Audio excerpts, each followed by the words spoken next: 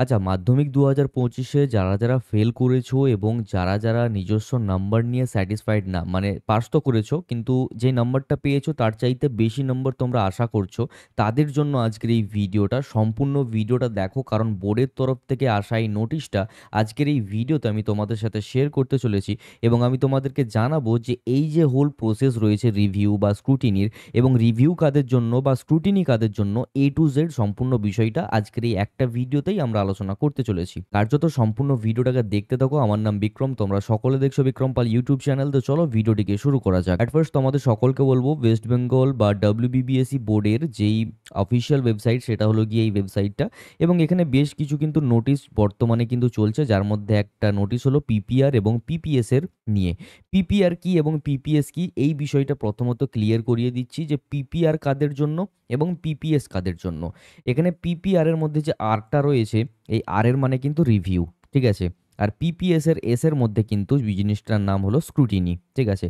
Post publication scrutiny এবং post publication review.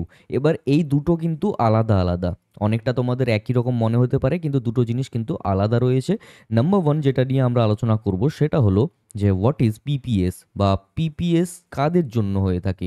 PPS এ মূলত স্ক্রুটিনির ব্যবস্থা থাকে এবং এই স্ক্রুটিনির ব্যবস্থাটা ঠিক তাদের জন্য যারা পাস আউট তো করেছে কিন্তু নিজের নাম্বার নিয়ে স্যাটিসফাইড না। তাদের মনে হচ্ছে যে কোনো অংশে কিন্তু ক্যালকুলেশনে ভুল হয়েছে বা কোনো একটা গন্ডগোল হয়েছে, যাতে তারা তাদের নাম্বারটাকে নিয়ে স্যাটিসফাইড না। অর্থাৎ তোমার মনে হতে পারে যে কোনোভাবে ক্যালকুলেশনে ভুল হয়েছে, তোমাদের যে মার্কশিটের যে টোটাল নাম্বার সেখানে কোনো অংশে কিন্তু ভুল হয়েছে, বা তোমার হয়তো মনে হচ্ছে যে কোনো কারণে আমার খাতার কোনো একটা কোয়েশ্চেনের যেই মার্ক সেটা হয়তো বা অ্যাড করতে কোনো রকমভাবে ভুল হয়েছে পর্ষদের।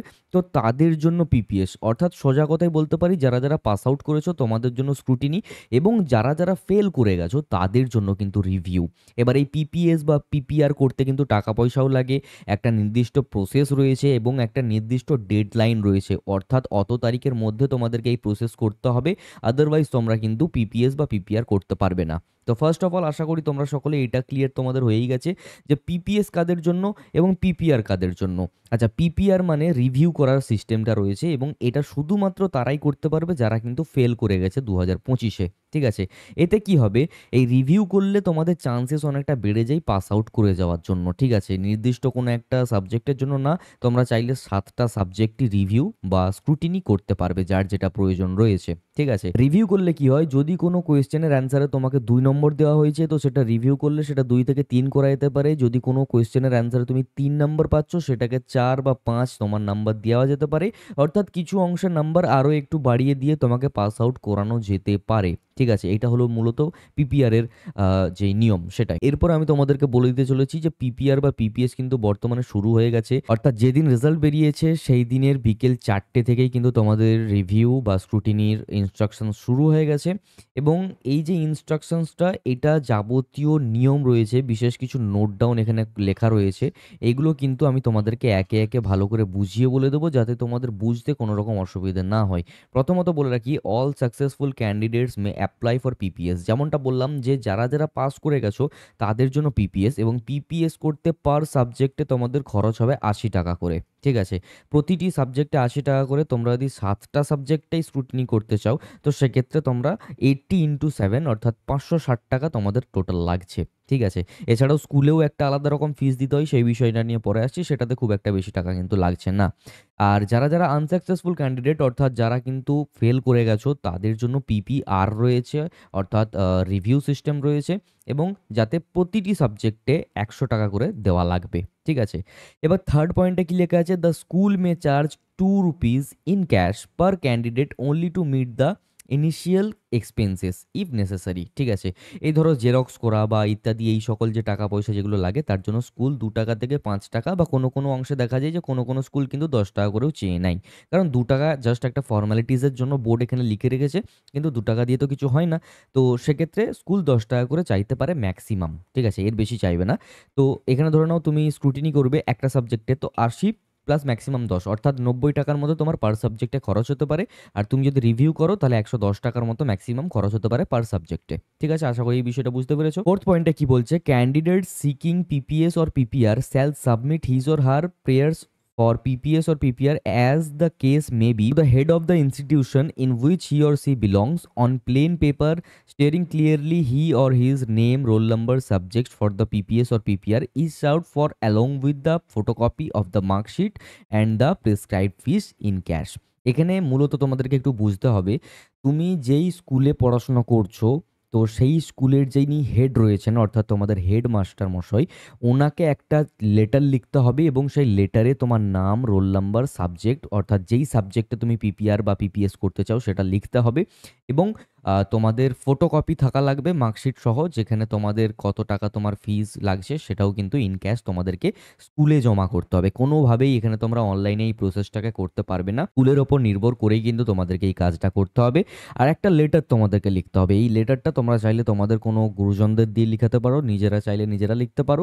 জাস্ট একটা নর্মাল সাদা পেপারে, A4 পেপারে তুমি তোমার নাম ইত্যাদি এইসব ডেটা লিখে দিয়ে তুমি তোমার হেড স্যারকে লিখে জমা করতে পারো, বা চাইলে তুমি স্কুলের কোনো একজন ভালো শিক্ষককে দিয়েও কিন্তু এটা করিয়ে দিতে পারো। ঠিক আছে, তো ফিফথ পয়েন্টে কি বলছে, in case of PPR the particular answer script will be assessed but the scope of PP is confined to scrutiny the retotaling only।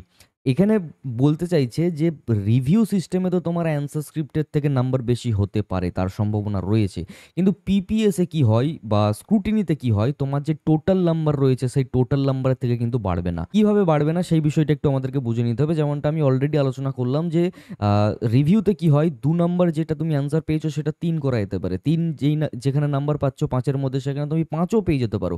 কিন্তু পিপিএসে কি হয়, যদি তোমার টোটাল ক্যালকুলেটিংয়ে যদি কোনো ভুল হয় একমাত্র সেটা ফিক্স করা হবে। ঠিক আছে, কোনোভাবে তোমাকে এক্সট্রা গ্রেস নাম্বার টাইপের নাম্বার দেওয়া হবে না স্ক্রুটিনিতে, এটা খেয়াল রাখতে হবে।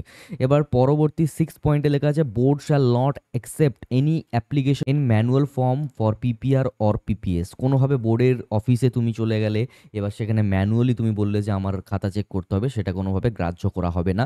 7ম পয়েন্টে বলা আছে, board shall not accept any online application for individual candidates. Candidate অর্থাৎ স্টুডেন্টরা কোনোভাবে অনলাইনে অ্যাপ্লিকেশন জমা করতে পারবে না। আর তারপরে 8ম পয়েন্টে বলা আছে, the entire application process through online shall be done by the school only. কেবলমাত্র স্কুল করতে পারবে অনলাইনে এই প্রসেসটা, তুমি কোনোভাবে কোনো টাইপের চেষ্টাও করবে না অনলাইনে কিছু করার। ঠিক আছে, the website will function till 5 PM on 17th May.